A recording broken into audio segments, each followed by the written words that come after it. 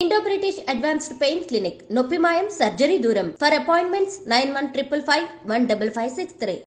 హైదరాబాద్లో యాక్చువల్లీ ఒక రోజుకో డిఫరెంట్ కల్చర్ని తీసుకొని వస్తుండ్రు అనుకోవచ్చు.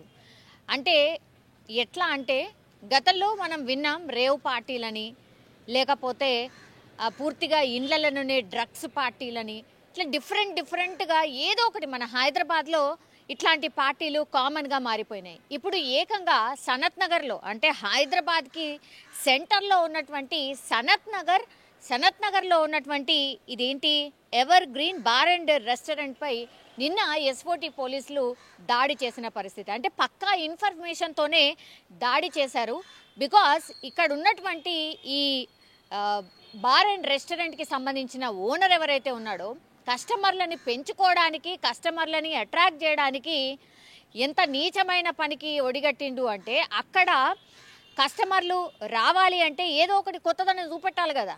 అంటే ఆయన చేసిన పని ఏంటంటే అక్కడ కొంతమంది ఆడపిల్లల్ని ఆ బార్ అండ్ రెస్టారెంట్లో పెట్టి అశ్లీల నృత్యాలు చేపిస్తున్నటువంటి పరిస్థితి ఉంది అని ఎస్ఓటీ పోలీసులకు ఇన్ఫర్మేషన్ అందింది.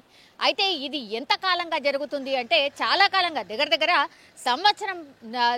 సంవత్సరం దగ్గర నుంచి ఈ పూర్తిగా ఇట్లాంటి అశ్లీల నృత్యాలకు సంబంధించిన సంస్కృతి ఈ బార్ అండ్ రెస్టారెంట్లో కొనసాగుతుంది అని ఎస్ఓటీ పోలీసులు కొన్ని రోజుల నుంచి దృష్టి పెట్టడం, ఆ తర్వాత నిన్న ఆల్ ఆఫ్ సడన్గా వెళ్ళి దాడి చేసినప్పుడు ఒక 11 మంది అమ్మాయిలని ఇట్లా నృత్యాలు చేస్తున్న వాళ్ళని పట్టుకొని వాళ్ళనైతే అరెస్ట్ చేసిన పరిస్థితి కనిపిస్తోంది. అసలు ఎందుకని ఈ అమ్మాయిలను ఎందుకు అరెస్ట్ చేయాలి? వాళ్ళు పొట్టకూటి కోసమో లేకపోతే వాళ్ళు బతకడానికనో అక్కడ బార్ అండ్ రెస్టారెంట్కి సంబంధించిన ఓనర్ ఎవరైతే ఉన్నాడో మీకు ఇన్ని డబ్బులు ఇస్తాము, మీ పని ఏంది కస్టమర్లని అట్రాక్ట్ చేయడం అంతే అని చెప్పి వాళ్ళని చాలా తక్కువగా, అంటే వాళ్ళ అమ్మాయిలకు ఇచ్చేది చాలా తక్కువ, కానీ ఆ అమ్మాయిలను చూపిస్తూ ఇట్లా అశ్లీల నృత్యాలు చేపిస్తూ ఆయన సంపాదిస్తుంది మాత్రం కోట్లల్లో ఉంటుంది. కానీ ఇక్కడ జరిగింది ఏంటి, తీరా చూస్తే ఈ అశ్లీల నృత్యాలు ఎవరైతే అమ్మాయిలు చేసిండ్రో వాళ్ళని తీసుకుపోయి ఇప్పుడు అరెస్ట్ చేసిన పరిస్థితి కనిపిస్తోంది. అండ్ ఈ బార్ అండ్ రెస్టారెంట్కి సంబంధించిన ఓనర్ ఎవరైతే ఉన్నారో అసలు ఆయన ఎస్కేప్. అంటే ఎస్ఓటీ పోలీసులు వెంటనే అక్కడికి దాడి చేయడానికి వస్తున్నారు అని చెప్పి వాళ్ళకు ముందే ఇన్ఫర్మేషన్ వస్తుంది. లేదంటే ఎస్ఓటీ పోలీసులు లోపలికి ఎంటర్ కాగానే ఆ ఓనర్ ఎవరైతే ఉంటాడో ఆ ఓనర్ జంప్ అయిపోతాడు. మిగతా వాళ్ళు ఎవరైతే పాపం పని చేసేటోళ్ళు ఉంటారో, పని వాళ్ళు ఉంటారో వాళ్ళు బుక్ అయిపోతున్న పరిస్థితి కనిపిస్తోంది. ఈ ఇన్సిడెంట్లో కూడా అదే జరిగింది. ఇప్పుడు ఎస్ఓటీ పోలీసులు దాడి చేసినప్పుడు ఒక 11 మంది అమ్మాయిలు, చాలా మంది ఆ బార్లో ఆ అమ్మాయిలు చేస్తున్న నృత్యాల్ని ఎంజాయ్ చేసుకుంటూ, అంటే వాళ్ళు ఏదో కొద్దిగా తాగాలనుకున్న వాళ్ళు ఇంకా టైం పాస్ చేస్తూ ఇంకా ఎక్కువ బిల్ చేస్తారు అన్న ఉద్దేశంతో ఇట్లా ఈ అమ్మాయిలతోని అశ్లీల నృత్యాలు చేయిస్తున్నారు అన్న ఇన్ఫర్మేషన్తో అయితే ఎస్ఓటీ పోలీసులు దాడి చేసిన పరిస్థితి అయితే కనిపిస్తోంది. ఇప్పుడు ఇదేంటి అంటే గతంలో మనకు తెలుసు కాంగ్రెస్ సర్కార్ ఎప్పుడైతే ప్రభుత్వాన్ని ఫామ్ చేసిందో, అంటే ఒక సంవత్సరం దగ్గర నుంచి కూడా పూర్తిగా ఈ పబ్స్ కావచ్చు, ఈ పబ్స్ కల్చర్ మీద కావచ్చు, లేకపోతే మొన్న జరిగినటువంటి న్యూ ఇయర్ ఈవెంట్స్ మీద కావచ్చు ఉక్కుపాదం మోపిందనే చెప్పాలి. ఎందుకంటే ఎక్కడ కూడా ఈ గాంజా కానీ లేకపోతే డ్రగ్స్ కానీ ఇవన్నీ దొరికితే మాత్రం మీ మీద కేసులు పెట్టబోతున్నాం, ఫైన్ కూడా భారీ ఎత్తున విధించబోతున్నామని చాలా పెద్ద ఎత్తున అవగాహన అనుకోండి, లేకపోతే ప్రచారం కల్పించింది, అట్లనే భయపెట్టింది కూడా. సో ఇవన్నిటినీ కూడా మొన్న ఈవెంట్స్ కూడా చాలా తక్కువ జరిగినాయి, మొన్న న్యూ ఇయర్ ఈవెంట్స్ కూడా. సో భయపడిపోయి ఈవెంట్ మేనేజర్లు కూడా ఆ పర్మిషన్ ఈ పర్మిషన్ అని అడుగుతున్నారు. కాబట్టి పూర్తిగా అసలు ఈవెంట్లే చాలా తగ్గించేసిండ్రు.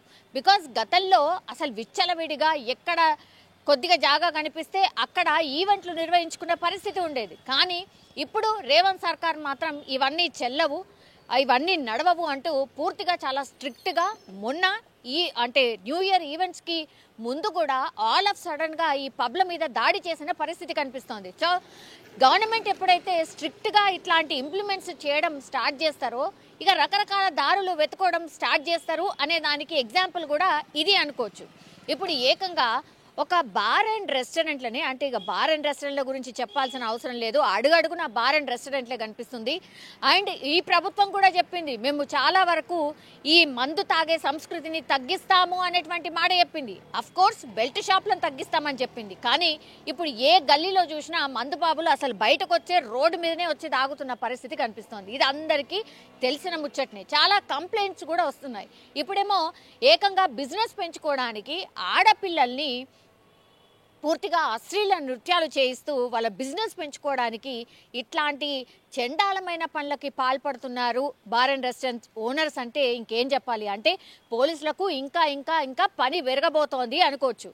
ఇట్లాంటి ఇన్సిడెంట్స్ జరిగినప్పుడల్లా ఇంకా వేరే వేరే, అంటే ఇది కాకపోతే ఇంకోటి ఇట్లా దారులన్నీ రకరకాల దారులు వెతుక్కోవడం తప్పించి, కానీ ఇట్లాంటి ఇన్సిడెంట్స్ మాత్రం నమోదవుతూనే ఉన్నాయి, ఆర్ కంప్లైంట్స్ రూపంలో వెళ్తూనే ఉన్నాయి, ఆర్ పోలీసుల దృష్టికి వెళ్తూనే ఉన్నాయి. మరి ఇంకేం కొత్త రూపంతో వస్తారో తెలీదు. బట్ ఈరోజు ఇది సనత్ నగర్లో ఉన్నటువంటి ever green bar and restaurant, దీని మీద ఎస్ఓటి పోలీసులు అయితే దాడి చేసిన పరిస్థితి. అక్కడ అంటే కంప్లైంట్ ఎవరు చేశారో ఏంటో తెలీదు, గోప్యంగా ఉంటుంది, మనందరికీ తెలిసిందే.